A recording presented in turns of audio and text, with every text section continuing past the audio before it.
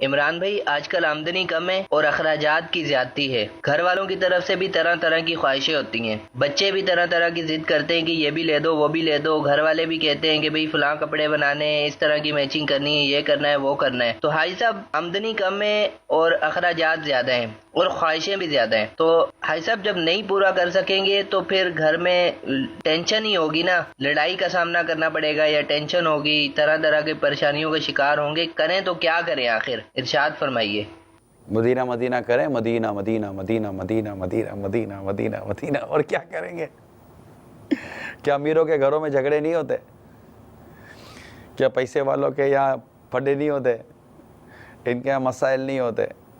حدیث پاک میں ہے کہ یعنی جب بندوں کے گناہ زیادہ ہو جاتے ہیں تو اللہ تعالیٰ انہیں پرورش عیال، گھر والے بیوی بچے، پرورش عیال کی آزمائش میں مبتلا کر دیتا ہے تاکہ اس کے سبب ان کے گناہ مٹا دے۔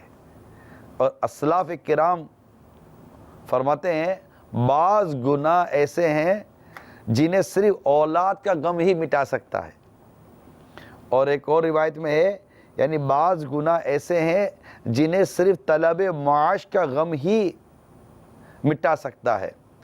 تو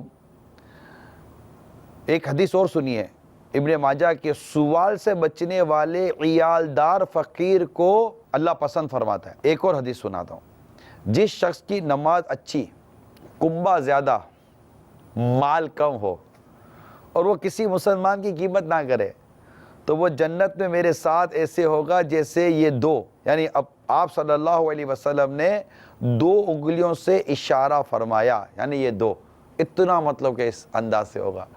مجھے امید کرتا ہوں کہ آپ کو اس سے تھوڑی تسلی ہوگی۔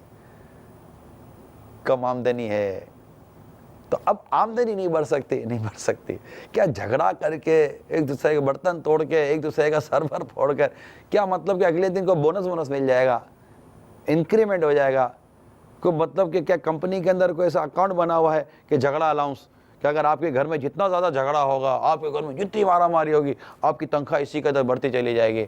تو ایک تو تنخواہ کم مانا، مہنگائی زیادہ یہ بھی مانا، خواہشات بھی دم نہیں توڑتی یہ بھی مانتا ہوں، لیکن جھگڑا کر کر ان تمام چیزوں سے کیا آپ کو حاصل ہوگا؟ اب چوتھی چیز تو آپ کے ہاتھ میں تھی، آمدنی آپ بڑھا نہیں سکتے تھے، ٹھیک ہے، مہنگائی آپ کم نہیں کر سکتے تھے، ٹھیک ہے، اب دو چیزیں رہ گئیں، خواہشات کو قابو کریں اور جھگڑے سے بچیں، آپس سے پیار و محبت سے رہیں، اتفاق سے رہیں، ایک دوسرے کی غربت و تنگی میں ایک دوسرے کی مدد کریں۔